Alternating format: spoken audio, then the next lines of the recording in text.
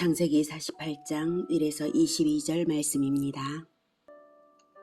이 후에 어떤 사람이 요셉에게 말하기를 내 아버지가 병들었다.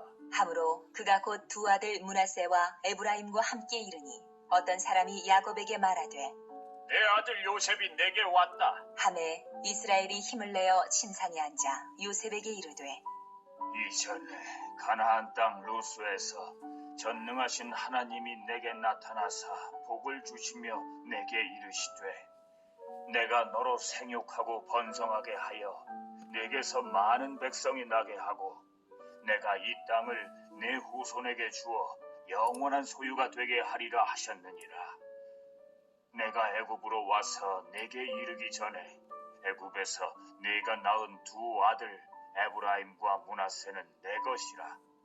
르우벤과 시므온처럼 내 것이 될 것이요 이들 후에 내 소생은 내 것이 될 것이며 그들의 유산은 그들의 형의 이름으로 함께 받으리라.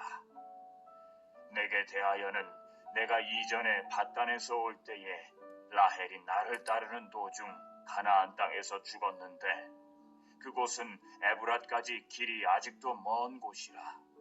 내가 거기서 그를 에브랏 길에 장사하였느니라. 에브랏은 곧 베들레헴이라. 사랑하는 형제 여러분, 6월 21일 화요일 새벽 묵상에 오신 것을 환영합니다. 하나님의 섭리대로 요셉이 충성되게 해서 요셉의 공로로 이스라엘은 애굽에 잘 정착을 했습니다. 그리고 17년이 지난 후 야곱이 요셉에게 미리 중요한 예언을 했죠. 유언을 했어요. 창세기 47장 30절에 내가 조상들과 함께 눕거든 너는 나를 애굽에서 메어다가 조상의 묘지에 장사하라. 요셉이 그래서 아버지 말씀대로 행하리이다 대답을 했습니다. 애굽에서 메어다가 조상의 묘지 가나안 땅에 가서 장사해달라. 1절에 이 일 후에는 바로 그 유언을 한 후에입니다. 유언을 한 것은 죽을 때가 가까웠다고 느꼈기 때문이죠. 그래서 요셉도 명심하고 있었어요. 그래서 이 일 후에 이제 요셉에게 사람이 말하기를 아버지께서 병들었다라고 하니까 두 아들과 함께 아버지에게 간 것은 아주 중요한 의미가 있습니다. 돌아가시기 전에 손자들이 축복을 받아야 합니다. 그것은 요셉의 아내가 애굽 여자이고 두 아들이 애굽에서 나고 자랐으므로 이스라엘의 적통임을 인정받는 것이 중요했습니다. 2절 그래서 야곱도 요셉이 왔다라는 말을 듣고는 병상에 있으면서도 애를 써서 침상에 앉아서 맞이합니다. 중요한 선언을 해야 하기 때문에 대충 할 수가 없어서죠. 야곱은 언약을 받은 당사자로서 언약의 수혜자가 누구인지를 분명하게 선언합니다.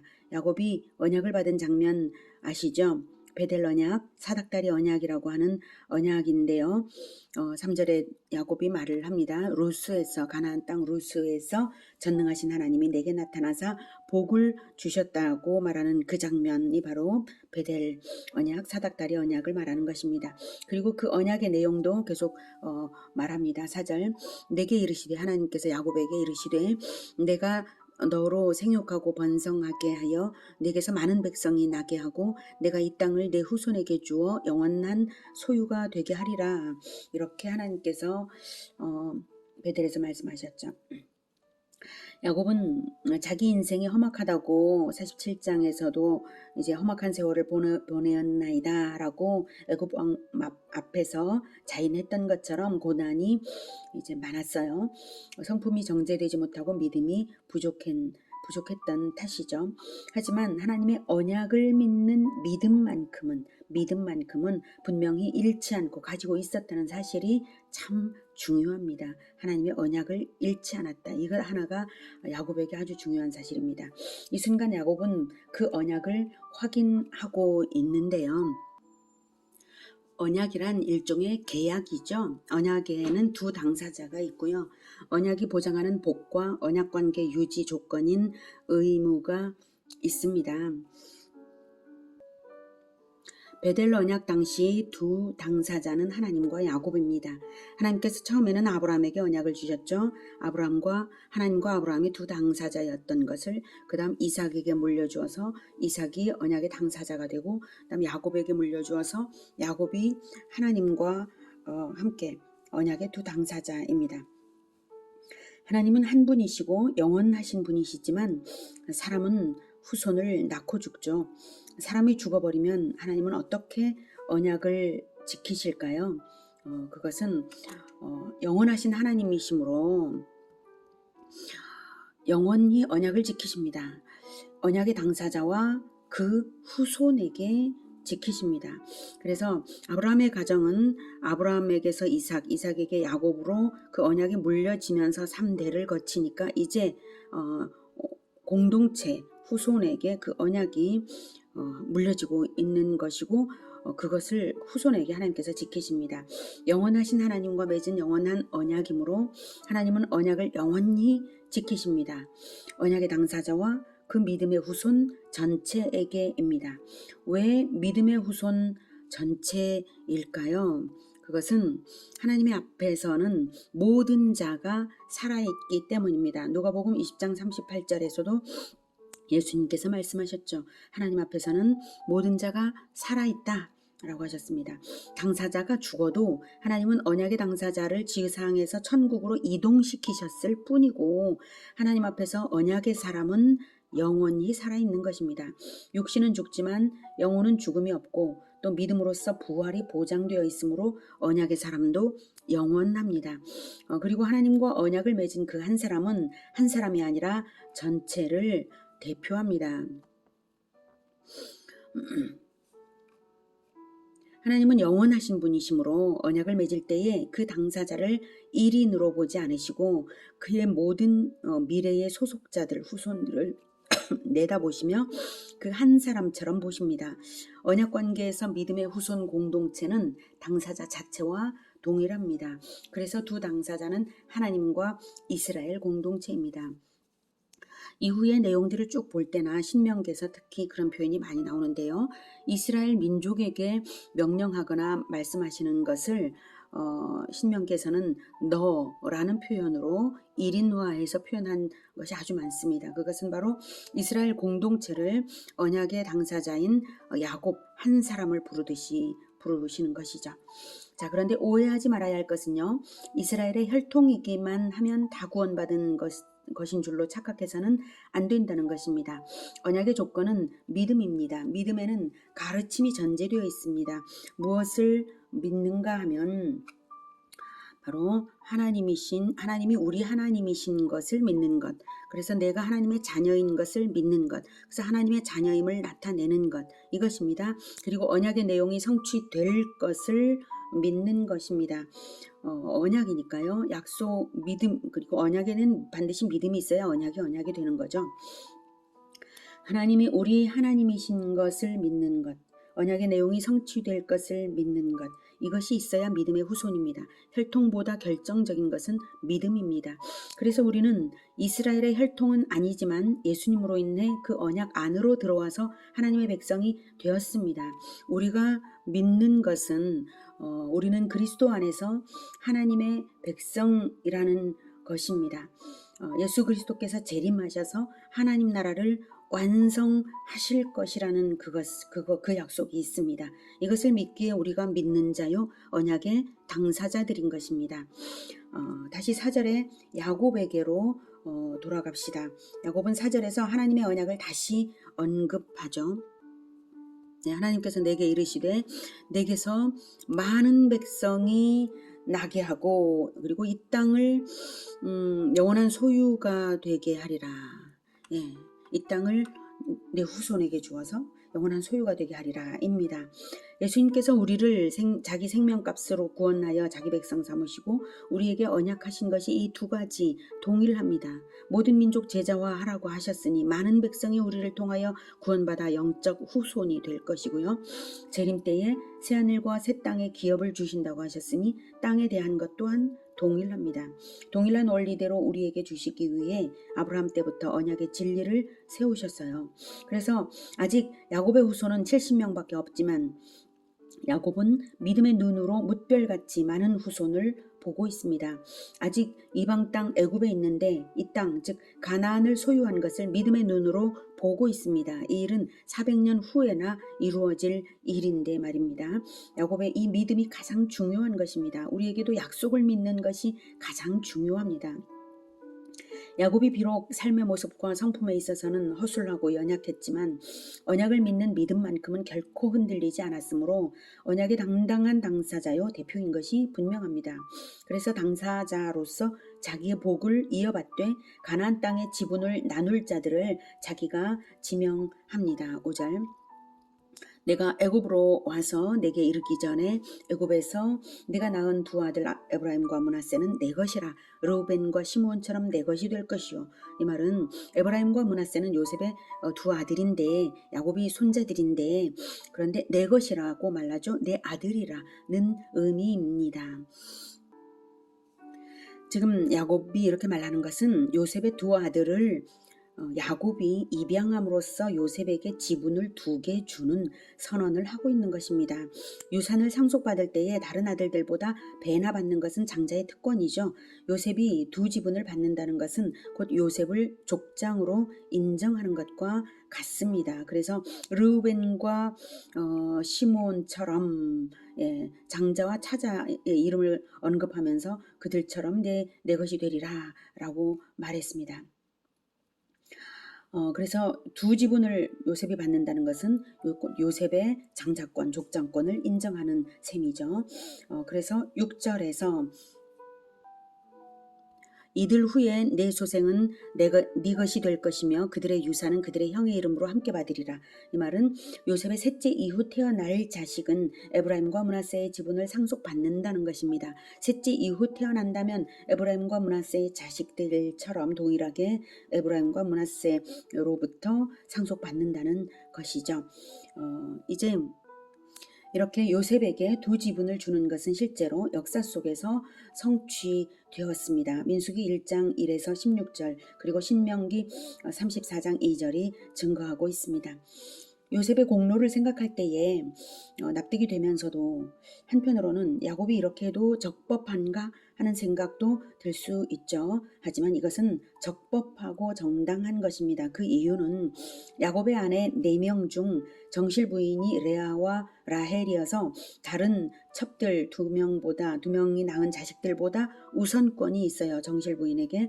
그리고 레아의 아들들이 먼저 태어났으나 장자 르우벤부터 3남 레위까지는 중범죄를 저질러서 장자권을 잃었습니다. 그리고 사남 유다는 영적 장자권인 왕권을 유다 지파에게 줍니다. 49장에서 확인될 것입니다. 그래서 레아의 아들들 중에 영적 장자권 유다가 받고 있는 것이고요. 그리고 그래서 왕족으로 유다 지파를 지명할 것을 다음 장에 이제 예정해 두고 본장에서는 물질적인 2배의 축복을 요셉에게 줌으로써 물질적 장자권을 요셉에게 주는 것입니다. 7절에서 라헬의 안타까운 죽음과 장례를 말하고 있는데요. 이것은 바로 정실 부인이면서 야곱이 가장 사랑한 아내이고 또 요셉의 어머니인 라헬에 대한 의리 차원에서도 요셉에게 2지분을 주는 것이 합당함을 뒷받침하고 있는 것입니다. 8절부터의 내용은 야곱이 에브라임과 므낫세에게 안수하여 축복함으로써 선언을 현실화한 것입니다. 요셉은 11번째 아들이었지만 족장권에 해당하는 2몫을 받았습니다. 요셉의 삶을 들여다보면 하나님과 사람에 대한 지극히 충성스러운 섬김이 그 축복의 비결이었다고 생각됩니다. 하나님이 기뻐하시는 것이 무엇인지 알 수 있는 대목이죠. 하나님에게는 공짜가 없습니다. 하나님은 결코 보상을 안 주시는 법이 없습니다. 하나님은 반드시 갚아주시는 분이십니다.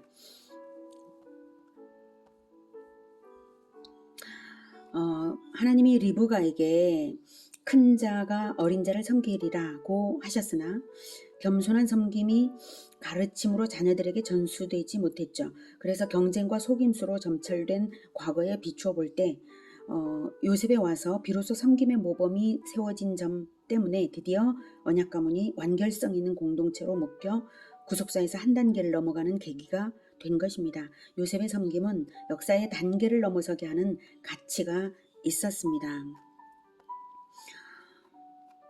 이로써 이스라엘은 12지파 연합 공동체이지만 요셉 지파가 두 분깃을 얻어 13지파를 이루었습니다. 출애굽 후에 레위 지파는 성전 봉사 사역에 성별되어서 11조를 받게 하고 가나안 정복 때에 레위 지파는 분깃이 없이 국토 전역에 퍼져 살게 했습니다. 여호와 하나님이 그들의 기업이라고 너희들의 기업은 하나님이다 이렇게 하셨죠. 그래서 영토의 배분은 12지파에게만 이루어졌습니다. 요셉이 두 배의 축복을 받았다는 것에서 눈치챌 수 있는 중요한 힌트 한 가지는 장차 성도가 받을 상급에도 차이가 있다는 사실입니다. 이 땅에서의 삶은 기회의 때입니다. 열심으로 충성하고 섬긴 자는 보상이 다릅니다. 그 보상은 영원히 누릴 상급인 것도 분명합니다. 가나안 땅이 영구적인 보상이었듯이 말입니다. 여러분의 눈은 어디에 시선이 있습니까? 혹시 이 땅에서의 성공이나 부귀 영화에만 시선이 가 있다면 속히 그 시선을 하나님께로 바꾸시기를 축복합니다. 하나님이 이루실 언약의 성취를 바라보시기를 권해드립니다. 이 땅에서의 성공이 나쁘다는 것이 아니라 하나님의 언약을 바라보며 나아가는 언약의 사람으로 살아야 한다는 것입니다. 하나님의 언약을 바라볼 때 이 땅의 것을 포기할 줄 알아야죠. 그래서 십자가를 지라는 거 아닙니까? 요셉의 충성과 섬김의 인생 비결은 언약을 품고 비전에 시선 고정했다는 것입니다. 우리에게 주신 언약이 무엇인가요? 요한복음 1장 12절에 영접하는 자 곧 그 이름을 믿는 자들에게는 하나님의 자녀가 되는 권세를 주셨다는 그 언약대로 예수 그리스도를 영접한 자들은 예수 그리스도를 통해서 하나님의 자녀가 되었는데요. 그것이 언약의 관계성의 출발이고요. 요한계시록 21장 1절에서는 약속하시는 땅을 말씀하시죠. 21장 1절에 또 내가 새 하늘과 새 땅을 보니 처음 하늘과 처음 땅이 없어졌고 바다도 다시 있지 않더라 라고 했고요. 21장 7절에 요한계시록 21장 7절에 이기는 자는 이것들을 상속으로 받으리라 나는 그의 하나님이 되고 그는 내 아들이 되리라 하셨고요. 요한계시록 22장 12절에 보라 내가 속히 오리니 내가 줄 상이 내게 있어 각 사람에게 그가 행한 대로 갚아주리라 하셨습니다. 성취될 언약의 내용은 마침내 하나님의 나라가 성취된다는 것입니다. 세상 끝날에 예수님께서 재림하시는 것은 왕으로 오시는 것입니다. 그때 새하늘과 새 땅이 하나님으로부터 주어집니다. 마태복음 28장 18, 19, 20절 예수님의 지상 명령에 따라 복음화 제자화를 충성스럽게 한 사람들은 새하늘과 새 땅에서 두 배의 보상을 받을 것입니다. 충성으로 섬기고 요셉의 두 아들이 그 상속분을 받는 것처럼 우리 역시 충성으로 섬기고 자손들을 영적인 후손들을 낳을 때 영적인 후손들의 수만큼 그렇게 보상을 받을 것입니다. 하나님께 보상받는 것이 그 무엇보다도 가장 좋은 것을 받는 것입니다. 언약을 굳게 믿으시고 언약 안에서 하나님의 비전에 시선 고정하시기를 권해드립니다. 8절 이스라엘이 요셉의 아들들을 보고 이르되 이들은 누구냐? 요셉이 그의 아버지에게 아뢰되 이는 하나님이 여기서 내게 주신 아들들이니이다. 아버지가 이르되 그들을 데리고 내 앞으로 나아오라. 내가 그들에게 축복하리라. 이스라엘의 눈이 나이로 말미암아 어두워서 보지 못하더라. 요셉이 두 아들을 이끌어 아버지 앞으로 나아가니 이스라엘이 그들에게 입맞추고 그들을 안고 요셉에게 이르되 내가 내 얼굴을 보리라고는 생각하지 못하였더니 하나님이 내게 내 자손까지도 보게 하셨도다. 요셉이 아버지의 무릎 사이에서 두 아들을 물러나게 하고 땅에 엎드려 절하고 오른손으로는 에브라임을 이스라엘의 왼손을 향하게 하고 왼손으로는 므낫세를 이스라엘의 오른손을 향하게 하여 이끌어 그에게 가까이 나아가매 이스라엘이 오른손을 펴서 차남 에브라임의 머리에 얹고 왼손을 펴서 므낫세의 머리에 얹으니 므낫세는 장자라도 팔을 엇바꾸어 얹었더라. 야곱이 요셉에게 자기 유고를 가나안 땅에 장례하라는 유언을 한 후에 이제 요셉의 두 아들을 흥렬을 높여서 숙부들과 나란히 각각 이스라엘의 지파들을 이루게 하는 그 유언을 남겼습니다. 자, 이런 선언들은 미래를 내다보면서 하나님의 언약이 성취될 것을 믿고 있기에 할 수 있는 선언들입니다. 이 장면이 이삭이 눈이 어두워서 야곱을 축복했던 그때 이삭은 영적인 눈도 어두웠었죠. 그런데 지금 야곱도 눈이 어둡지만 야곱은 영적인 눈이 지금 어둡지 않습니다. 그래서 이삭과는 대조가 되죠. 그러면서도 참으로 그 장면과 겹치는 그러한 장면인데요. 자, 이런 모든 선언들이 미래를 내다보면서 하나님의 언약이 성취될 것을 믿고 있기에 할 수 있는 선언들을 한 것이고요. 그리고 그 선언대로 장차 모두 역사 속에서 성취됩니다. 지금 이 부분은 야곱이 요셉의 두 아들에게 축복을 함으로써 선언한 대로 확정하는 장면입니다. 내용도 중요하지만 요셉의 두 아들이 야곱에게 직접 축복을 받았다는 사실 그 자체가 요셉에 대한 장자권 축복과 동의를 한 것입니다. 그런데 인상적인 점들이 있죠. 첫 번째는 아우를 형보다 높여서 축복한 점입니다. 13절에서 요셉의 오른손으로 에브라임을 이스라엘의 왼손을 향하게 이끌고 서로 마주보는 상태니까요. 그래서 왼손으로는 므낫세를 이끌어서 야곱에게로 나아갔어요. 그래서 요셉이 야곱을 마주보며 두 아들을 데리고 나아간 것인데 아버지 시력이 나쁘니까 하시지 않도록 하느라 아버지의 오른손이 장자 므낫세를 안수하고 왼손이 차자 에브라임을 안수하도록 둘을 자연스럽게 아버지께 내어 민 것입니다. 히브리 사람들의 통념에 오른손은 왼손과 달리 특별해서 권위와 능력과 축복과 은혜와 보호 등을 의미하기 때문에 장자의 머리에 야곱의 오른손이 얹어지도록 그렇게 내어민 것이죠. 그런데 아버지 야곱이 일부러 팔을 엇바꾸어서 얹어서 축복했어요.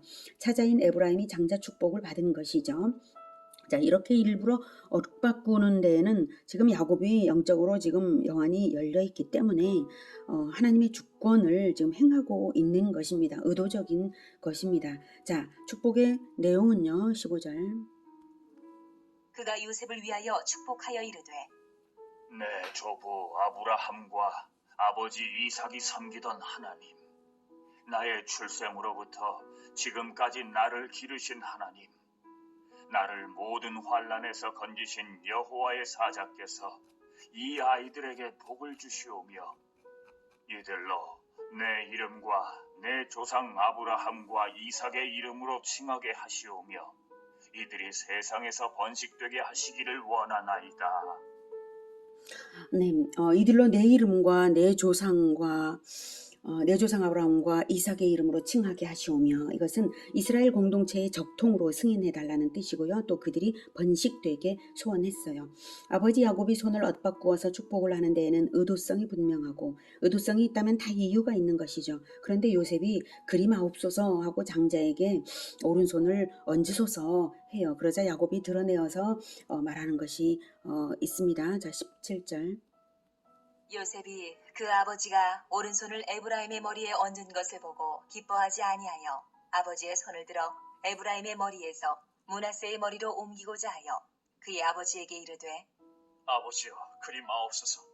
이는 장자이니 오른손을 그의 머리에 얹으소서. 하였으나 그의 아버지가 허락하지 아니하며 이르되 나도 안다. 내 아들아, 나도 안다. 그도 한 족속이 되며 그도 크게 되려니와 그의 아우가 그보다 큰 자가 되고 그의 자손이 여러 민족을 이루리라. 하고 네, 아버지 야곱이 사회적 통념을 모를 리가 없죠. 얼마나 꾀가 많은 사람이었는데요. 그럼에도 불구하고 지금 야곱이 장자 므낫세보다 차자 에브라임을 앞세우고 오른손을 에브라임의 머리에 얹어서 축복했다는 사실은 무엇을 의미할까요? 네, 축복의 내용도 에브라임이 그보다 큰 자가 되고 여러 민족을 이룬다고 말합니다. 이것을 보면 하나님의 주권적인 선택이 있다는 것을 알 수가 있습니다. 그리고 하나님의 주권을 절대적으로 믿는 야곱의 모습입니다. 지난날을 돌아보면 야곱은 하나님의 주권을 신뢰하여 따르기보다는 늘 인간적인 꼼수를 쓰던 모습으로 살아왔습니다. 그런데 이제 인생 말년에 와서 드디어 야곱은 하나님의 주권의 절대성을 깊이 깨달았던 것입니다. 그리고 하나님의 인도하심을 따르고 있는 것입니다. 우리가 가장 존중해야 할 절대 지위의 권세는 하나님의 주권입니다. 하나님의 주권적인 선택은 우리의 상식과 이해를 뛰어넘기도 하고 신비하기도 합니다. 그리고 이 주권적 선택에 의해 우리 또한 선택받았고 은혜 안에 있습니다. 우리의 구원도 이 믿음도 다 이 주권 안에 있는 것입니다. 20절. 그날에 그들에게 축복하여 이르되 이스라엘이 너로 말미암아 축복하기를 하나님이 내게 에브라임 같고 므낫세 같게 하시리라. 하며 에브라임을 므낫세보다 앞세웠더라. 이스라엘이 요셉에게 또 이르되 나는 주구나 하나님이 너희와 함께 계시사 너희를 인도하여 너희 조상의 땅으로 돌아가게 하시려니와 내가 내게 내 형제보다 세겜 땅을 더 주었나니 이는 내가 내 칼과 활로 아모리 족속의 손에서 빼앗은 것이니라. 22절도 미래에 이루어질 일을 믿음으로 선언하는 것입니다. 아모리 족속의 손에서 빼앗은 것 중에 세겜을 더 요셉에게 더 주었다고 하는데요. 아모리 족속은 가나안 7족속을 대표해서 말하는 것이고요. 400년 후에 이루어질 일들을 이미 시행했노라고 과거형 표현을 2번이나 쓰고 있습니다. 주었나니, 빼앗은, 이렇게 일반적으로 어떤 것을 확고하게 시행할 의지가 강했을 때나 거의 확정적인 미래의 일을 확신 있게 말할 때에 우리말에서도 과거형으로 표현하기도 하죠. 거의 다 이겨가는 경기를 보면서 이겼다라고 하는 것처럼요. 여기서 야곱은 의지와 확신은 물론 예언적인 선언으로서 장래에 이루어질 언약에 대한 확고한 믿음을 보여주고 있습니다. 그리고 마침내 이 선언은 400년 후에 실제로 이루어졌습니다. 오늘 야곱의 믿음을 보면서 저는 이런 생각이 듭니다.